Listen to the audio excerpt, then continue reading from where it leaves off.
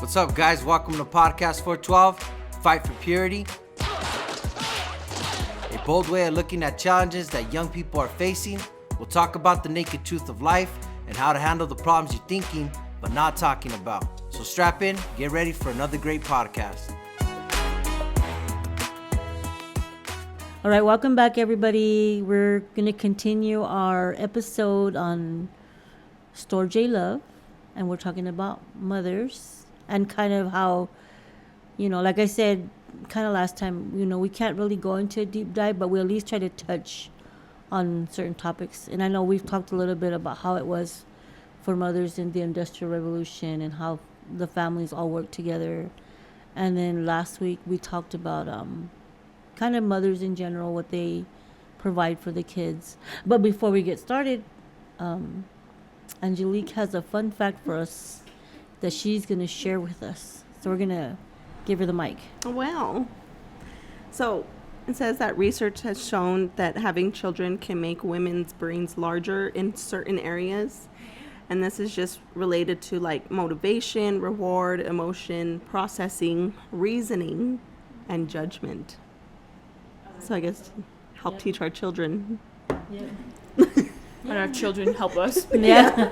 Well, yeah, I think it's like what we were talking before was that in order for you to be like a good mom, you have to have like your own personal self-discipline. I was telling them earlier, or you guys earlier, that when I was a mom, we didn't have Google yet. So I had to read books. I don't know if you guys know what books are, but yeah, I had to read books. So So I read books on parenting. I read books on like raising children, on discipline. I read books on like I had an encyclopedia of medical books, so that I knew like if my kids got a rash or if they got and I didn't, I wasn't a nurse, so I had to kind of figure out. And you couldn't always run to the doctor. I had children's books, so like everything I had to read, and I wanted to be a good mom, so I don't know how you guys. Well, I don't know how you guys. Because I mean, you have a lot of questions when you're a mom. You have to teach your kids, and there's so many things. You have. I mean, even you you have to be emotionally stable. So they don't drive you. It forces you to become more emotionally stable. Maybe not totally emotionally stable, but to try and you have to at least try and keep your emotions in check, because you can't, yell at your, 2-month-old baby for crying because, they don't know anything. Yeah. And then we were kind of talking about at the end how our culture has kind of put a mother like way down here, like it's something, like it's not important, like it's hard, I mean, it's hard to be a mom. I know a few women, well, I don't personally know, but I know people that know women that are moms, but only on the weekends. And they have a really, really hard time because they don't have their kids like all week, and then on the weekends, like they don't know how to function. And so, but they only have them on, I mean, obviously they have them after they get out of work. Yeah. But usually by the time you get out of work, you feed them, you put them to bed. I think I don't know where I heard this. Was it from you? Somebody said that they put their kids to bed at like 7. Like at 6 or 7 o'clock. They come home. I don't remember who it was. Somebody we were talking about. But they work. Till like 4 or 5, I think. Yeah. I was there when you had that conversation. Yeah, but they put their kids to bed. They work all day. They go get their kids from daycare, come home, and just put them to bed. There's no time like no face-to-face or anything like that at all. That's like nothing. And then I know somebody that works at a daycare. Their kids, they take their kids to daycare because they go to work. But when they have days off, they still take their kids to daycare. Yeah. I was like, it's your day off, and you're still going to you don't spend any time with your child. I go, but you're still going to take him to daycare. So, but I guess that's I'm guessing that's kind of a common thing that. That's so sad. Yeah. Well, because there's something I looked up. I don't know how much time it was. If it was like 45 minutes a day that you actually spend FaceTime. I think we talked about it before with your child. Like, that's it. A day. Yeah.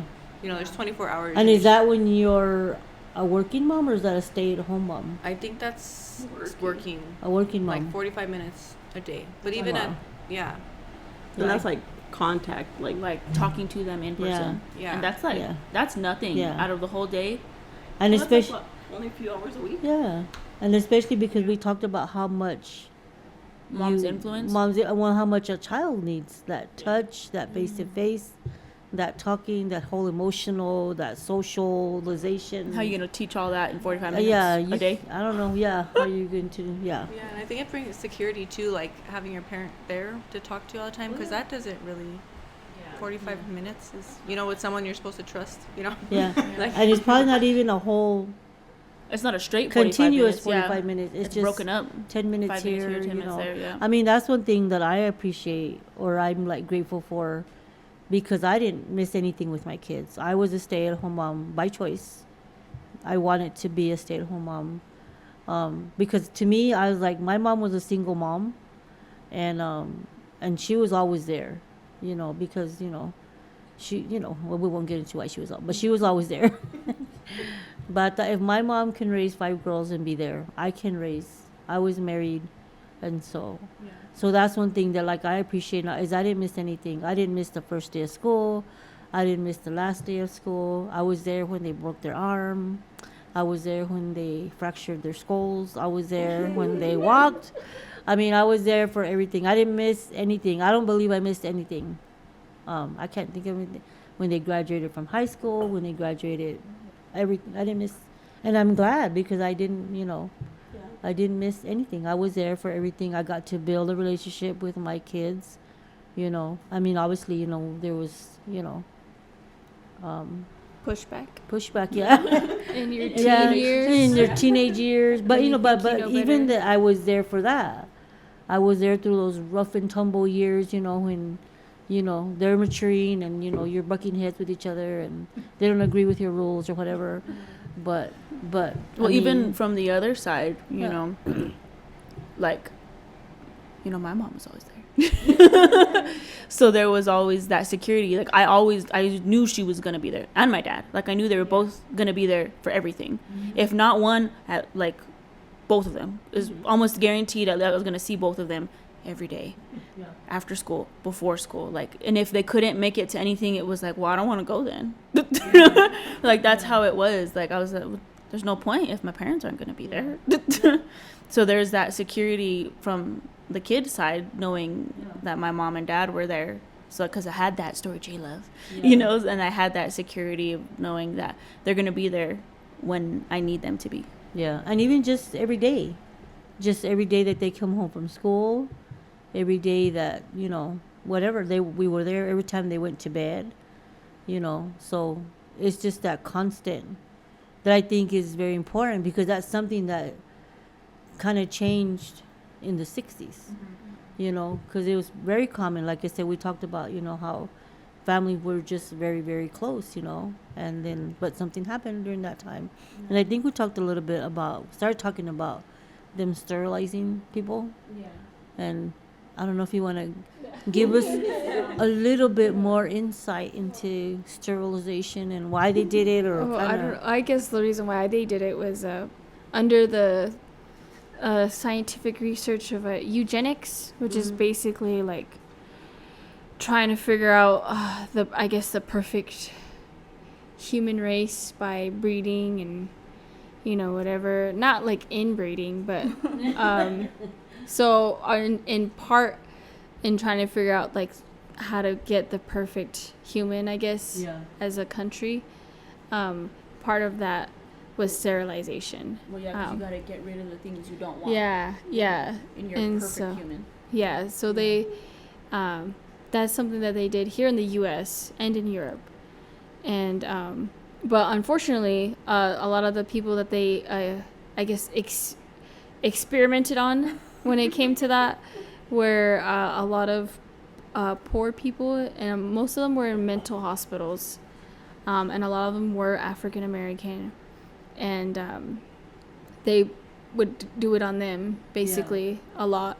And what I didn't know was that even from that, like, I guess from our research from that, I guess later on the Nazis took whatever we were doing then and you applied it to their I guess goals. I don't know. I think that'd be right. Yeah, goals. to help promote their goals for their country, but obviously they took it even more extreme. I mean, the fact that we did that and justified it and everything, it wasn't until way later. I think it was like 1930, 1940s where finally people were like, there's no point in doing that. You're not doing anything. Yeah, you can't say this race sucks because of this and that. Because that's what it was about. When you think about it, it was just about, or some, like, what was it that we said, the weak, the unfit, and the imbeciles. I think, the imbeciles. When you're looking at, I mean, that kind of tells you that who they thought were the superior. The imbeciles was the ones that were sterilizing. You don't sterilize people that you think are going to bring contribution. And what's the perfect? I mean, what's the perfect human? Who was the perfect human being? I imagine to them it was a certain race or a certain color. And it's like you guys were talking about those books that you read. That's almost a similar, Uglies, Because what was that about? I mean, I know you guys know a little bit. It was about how like you weren't gonna fit in society until like you were like beautiful, but it was like standard issue like 16 you get like surgery and stuff to become the standard version of beauty, and as you got older you could adjust and modify like your whole body. But they like straight like and then it gets like into all this other stuff, but like what was trippy was that in order to become the ideal standard of beauty, they literally like sanded down your bones, they scrubbed your skin raw to get rid of any scars you had, any kind of blemishes, so that your skin was like even. Like for the people who have like sunspots and like birthmarks, they got rid of all of that so that everybody's eyes were the same shape, their lips were the same shape, so that everybody was like uniform, everybody was exactly the same, and then you could make adjustments as you went on. So it's like they literally got rid of who you were growing up so that you could fit in and fit that ideal thing. So, but you lost all you were in order to gain access to higher society. And doesn't that sound like so familiar to now? You know what I mean? I mean, people are doing stuff. I mean, maybe not that extreme, but all the things that people do to try to be beautiful. And when you look, they're all trying to look like one particular person or way, or they think if you're if you have this on your body, or we won't say, but so I know people that are in their 20s, early 20s, and they're already getting Botox, to prevent wrinkles from happening, but it makes them look older because it's well, it's because Botox is technically supposed to help get rid of the wrinkles that are already there. But when you're 20s, you don't have wrinkles yet, so it ages you instead rather than because there's nothing to fix. Yeah. So it's just sitting in your face, unfortunately. Well, it's like crazy because like there's like this one famous girl who like took out all her fillers and everything, and she's young. She's like what, 20 something? She's 20 something. She's like mid 20s, maybe. I want to say mid 20s. And she looks old. Yeah. It's awful. because they're after that perfect human shape or form. Yeah, but and then that's where the question, what makes them perfect though? Why do you see that? Because that's what is being promoted. That's what everybody sees. That's what everybody thinks is, Yeah. So, and I think that is what pushed into, like you were saying, the 60s, that whole trying to find perfection. And I think people think at like around the 60s, people started thinking, well, perfection is being like getting rid of some of like our old fashioned ideas, like you were saying last time. Like those weren't perfect. So we're just going to switch and 180 everything now. And then like in the 60s, people just kind of changed the rules about what was acceptable as far as family went.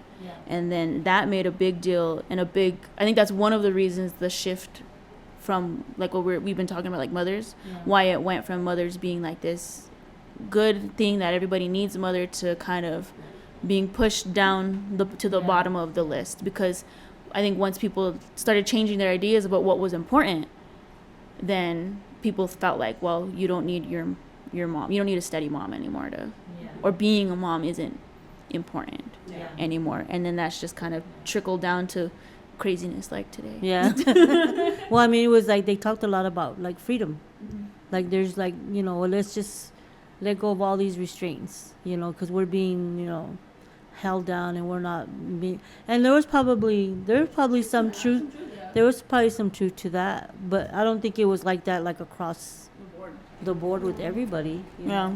Well, because you said last time about how, like, now people think being a mom is too old fashioned because we're just stuck in the kitchen. And I think that's what people were trying to break. I don't want to be stuck home all day with the kids. Yeah.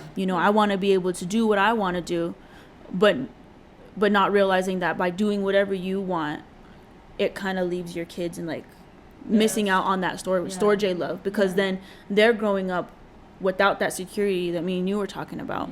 And so then they grow up not knowing what a strong, I guess, mom would be. Yeah. Well, even in the importance of those first years, if you miss out on those and you're not teaching your kids, you're trying to like meet them in their teen years and they don't want anything to do with you because you haven't built a relationship with them. And they're looking for it on the outskirts of everything else, like in their friendships and everything, and they don't really know how to form those friendships or good friendships. And then I think that's why they just kind of, they take the advice of their friends more, because they weren't taught anything. And I mean, when I was a teenager, I had no business giving advice. I didn't know what I was doing. You know what I mean? Like, you have all these teens giving each other advice because they didn't have that Storge love where they, how we were talking about how it goes from Storge and then you go into the other loves. Yeah. So, I mean, I totally agree. I lost my train of thought. But somebody's gonna raise your kids, and if you're out there, you're a human being. I mean, you had a mother. I mean, people get mad because, people get mad, at moms being moms. You know what I mean? Like but yet all of us had a mom. Yeah. Whether you had a good one or a good relationship with one, you still had a mom. Yeah. And however your mom, whatever relationship you had with your mom, that really did influence you as a person. It really did. Whether you agree with that or not, she played a very influential part of your life, either good or bad. She might be the reason why you're like, I'm not gonna be a mom. Yeah, kind of thing. And it could be because you're like, no, my relation. So I don't want to be a mom, because of that, But if you would have had a good mom, then your outlook might be a whole lot different. Mm-hmm. And then I was reading an article. It did say that a lot of the things that were considered shameful then, like living together, having relations outside of marriage, those things were back before, like around the 60s, were considered shameful, that not something that you aspired to do. You didn't aspire to go, but one of the other things that they said too was that it says that children are less likely to grow up with siblings or with their biological father. So it's just less likely since then because of that whole freedom, whatever, which is crazy because then you're missing out on a whole half of that Storge love. Because we've been talking about it. It's moms and dads. It's your parents. So if you don't have your dad, you're missing half of that. And then if you don't have siblings, you're missing on another part of it. Because even just like outside of Storge love, your siblings do help you like socially and emotionally. You learn how to get along with people based off of how you act with your siblings first. I remember I feel like I was missing out all the time too, not having my siblings all the time because my mom and dad weren't together. They divorced I think when I was like 5, but even my sisters are from a different dad than I am. So when they would go somewhere, I was all by myself, and then trying to work through things, or and I felt like I finally had my sister living with me and she didn't want to live with my mom anymore. I felt like an abandonment, so there's always this abandoned feeling that I felt like when they wouldn't go, or because my mom wanted to try to keep them the weekend that I was with my dad, they would go out and do stuff, and I would feel like the sense of like, what am I? I get the crappy end because I was the one raising my mom and my sisters come and they're out doing all these fun things, and I'm, so like that made me resentful towards my mom. I don't know. I think it flipped it for me. So when I became a mom, like I wanted to put my kids first. In my sense of putting my kids first, I mean, I still go out like, oh, I'm not going to drink when I have her, but I'll go out and do all kinds of stupid stuff, which didn't benefit her because it was making me worse of a person, dislike myself more. So later on, it wasn't. Yeah. I wasn't the best mom that I could be in those selfish moments of trying to find that freedom. Yeah.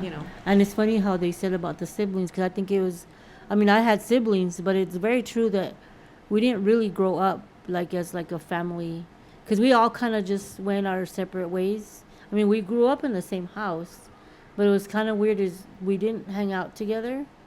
I mean, sometimes we did, but we didn't really function like as a family unit, which I never really thought about, because we all pretty much did our own thing. We weren't you like, just kind of came home at the we end came of the day. home. Yeah, we came home and we ate kind of, but even that wasn't even a thing by then. Was like really eating together. Eating together was watching TV and eating, but not talking or sitting around with the family. So that's just one of the effects of that whole freedom.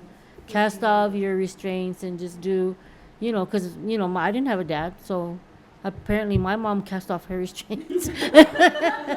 You know what I mean? Because there was, but yet, you do pay the consequence. I mean, there's a fallout from that, And it's not always on you either. Yeah, It's on your kids, or it's on the next generation. Yeah, or the neighborhood, or the or the city. I forgot who was it, but it all there's a ripple. Yeah, there's a ripple effect that goes not just with you, because also what they saw also was when all that happened was you also saw crime go on the rise, because now there's kids that don't have dads. Now kids or with mom can't be there to Yeah. watch them because she has to work. Yeah. Because dad's not there. Yeah. Dad's not so there. there's all these different effects that we saw or we're still seeing, and it hasn't been that long. So I'm like, it's a big thing right now. I think half families or split families, blended families. So it's not cohesive anymore, which is normal now, but we don't realize that we're still missing pieces of that Storge love that we didn't realize are super important. When we're trying to have all this freedom, we're giving away things at the same time. And then siblings are raising siblings. The older sibling becomes a parent. And I know like siblings would help out because they'd have so many kids before, but they still had a parent figure there, a role model. But now you have these kids that don't know how to love raising their siblings, and they become resentful towards the parent.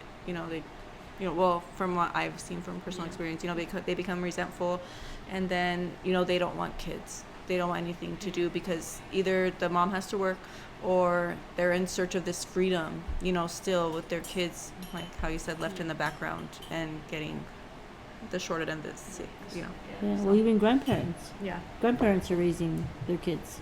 And they're tired. Yeah. I see them grandparents. And I know 2 grandparents right now that are, because they have to raise their they grandchildren. have to raise their grandchildren because their kids want to do what they want to do, or have their issues, and so that's what part of that freedom created was just Like freedom creates more yeah, problems. yeah. So boundaries. Yeah, well, Yeah, that's where it ties back in. From the very first season, we talked about boundaries, how so important they are. But I mean, when you think about that generation, they didn't want those boundaries. They said, you know what, let's get rid of these boundaries because they're too They're restrictive, old-fashioned. and I can't do what I want. But there's a reason why. So, but yeah, we'll have to come back and to that again. Yeah. So. Because even as a mother, and to be a good mother, you need boundaries. Yes. To be a good father, you need boundaries. And you're teaching your child to have boundaries. Yeah. So boundaries. Yeah. So thanks for joining us, and you guys can look up all this stuff on your own. I mean, like I said, we're not just giving you our opinions, but we're giving you things that we've actually researched, and you are welcome. I'm sure you can find plenty of things to citing our support. sources. Yeah. So yeah. Well, I want them to look. I want them to. Well, you guys can look anywhere you want, and you'll find the same kinds of, We can't even go over everything. That Yeah, we oh yeah, planned. there's no way we wouldn't have time. So, but we'll be back next week. Thank you guys for joining us, and we'll see you later. Bye. Bye. Thanks for listening. Join us for our next podcast. You can contact us through Instagram at podcast412 or email us at 412fight@gmail.com. See you next time.